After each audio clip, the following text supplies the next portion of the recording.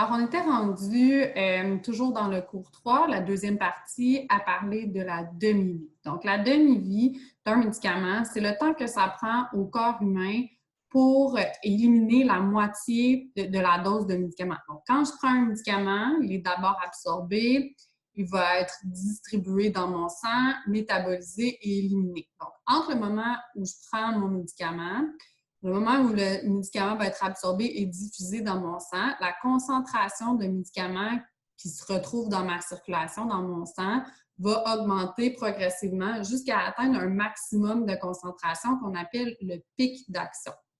Donc, par exemple, je prends du Tylenol. Au moment où je le prends, je n'ai pas de Tylenol, pas d'acétaminophène en circulation dans mon sang. Donc, la pilule va descendre, va se retrouver dans mon estomac, va être dissous, ça va descendre vers mes intestins. Dans les intestins, le médicament va être absorbé, va se retrouver dans mon sang. À chaque contraction du cœur, le sang va être propulsé, le médicament va sortir des vaisseaux sanguins pour se retrouver dans mes cellules.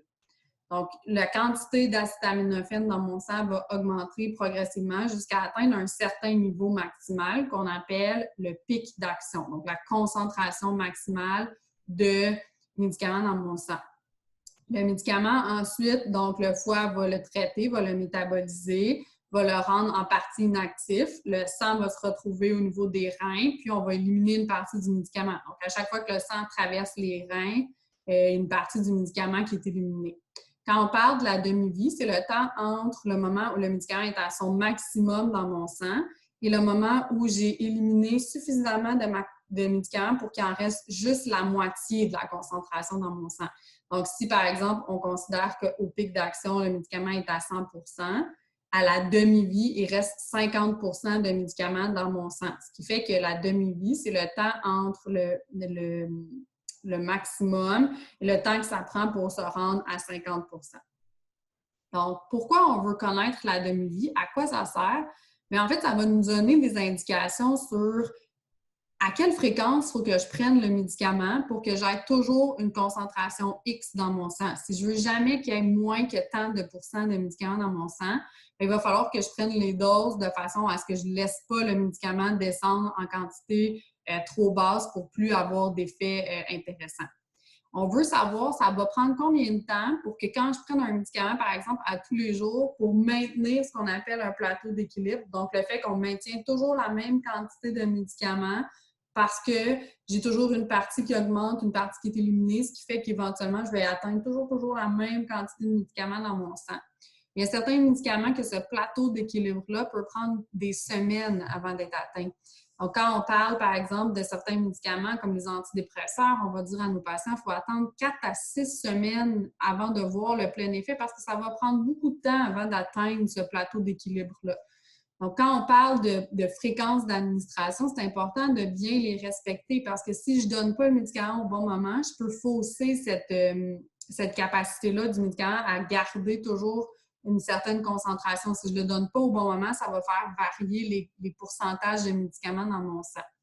Donc, la demi-vie nous donne aussi une information sur ça va prendre combien de temps pour que le médicament parte complètement du sang de la personne, qui soit éliminé complètement.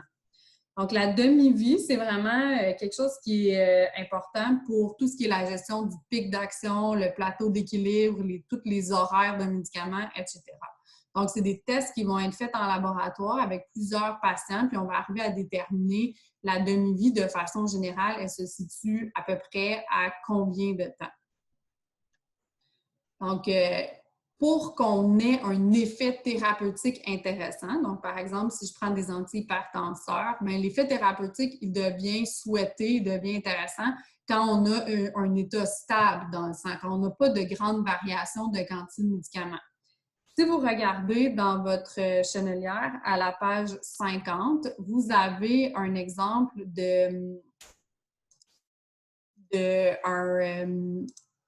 un tableau qui montre en fait la demi-vie. Donc, on va regarder ensemble à la page 50 dans votre chenelière.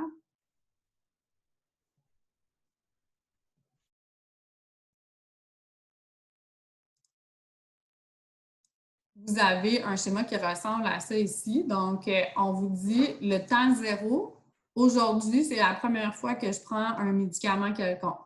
Donc, je vais le prendre, le médicament. Ça va prendre, par exemple, 2 heures pour que le médicament atteigne son plein effet.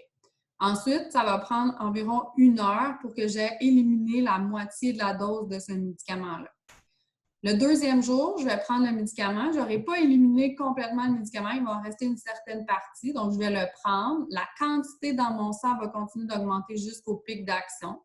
Donc, je vais avoir une certaine concentration qui va augmenter. Puis là, je vais éliminer la moitié de ce que j'ai dans mon sang.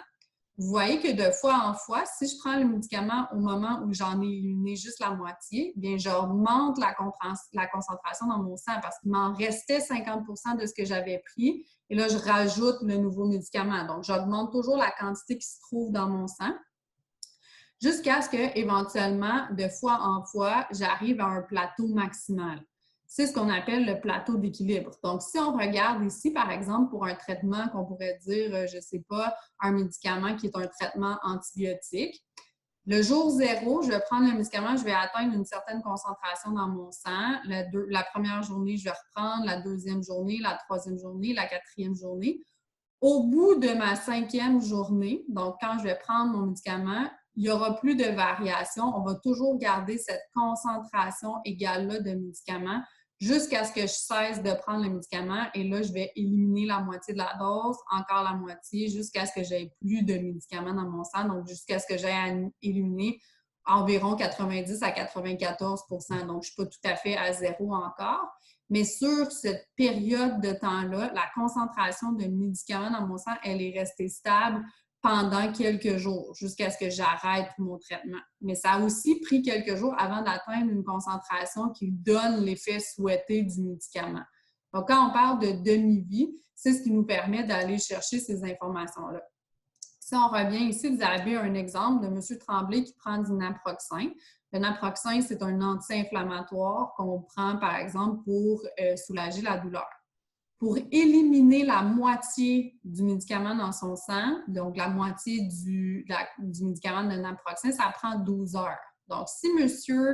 Tremblay prend un médicament à 8 heures le matin, donc sa première dose, il la prend à 8 heures le matin, à 8 heures le soir, il reste juste la moitié du médicament dans son sang. Donc, s'il ne reprend pas une dose à ce moment-là, bien là, on va continuer d'éliminer la moitié du 50 % en 12 heures. Donc, il va rester juste 25 % dans son sang. Puis, au bout de l'autre 12 heures, il va rester 12,5 % de médicaments dans son sang.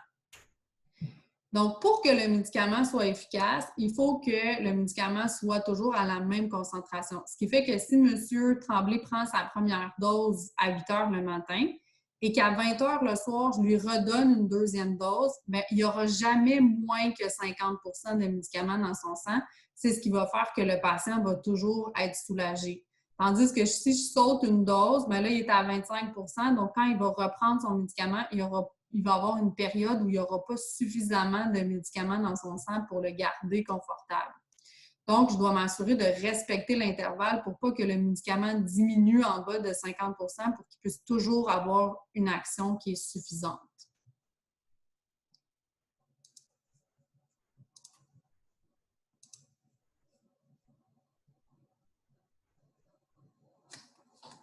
On est rendu dans votre chenelière à la page 51. Donc, à la page 51, on est rendu à parler de la pharmacodynamie. Donc, la pharmacodynamie, c'est en fait l'étude de l'effet des médicaments sur l'organisme. Donc, on a parlé de la pharmacocinétique. La pharmacocinétique, c'est le parcours du médicament, donc qui comprend l'absorption, la diffusion, le métabolisme et l'excrétion. Quand on parle de pharmacodynamie, c'est comment le médicament agit sur le corps humain.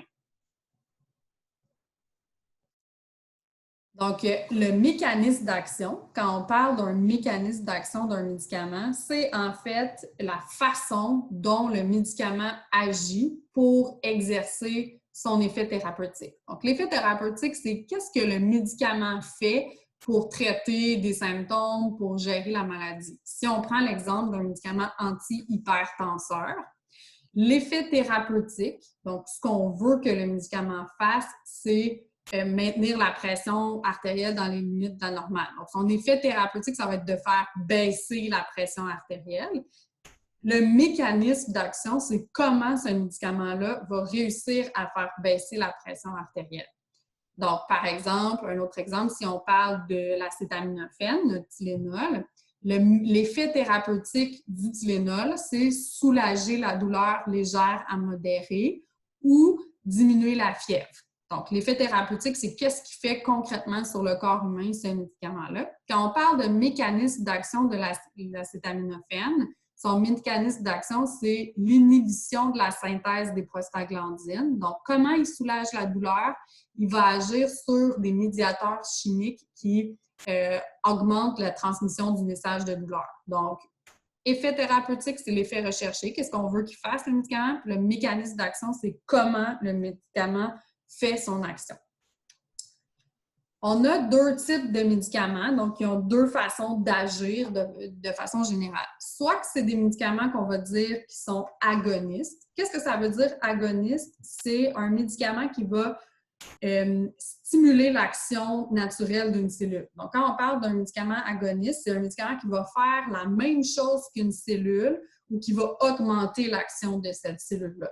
Quand on parle d'un médicament antagoniste, c'est qu'il va empêcher l'action de la cellule ou diminuer l'action de la cellule, bloquer l'action de cette cellule-là.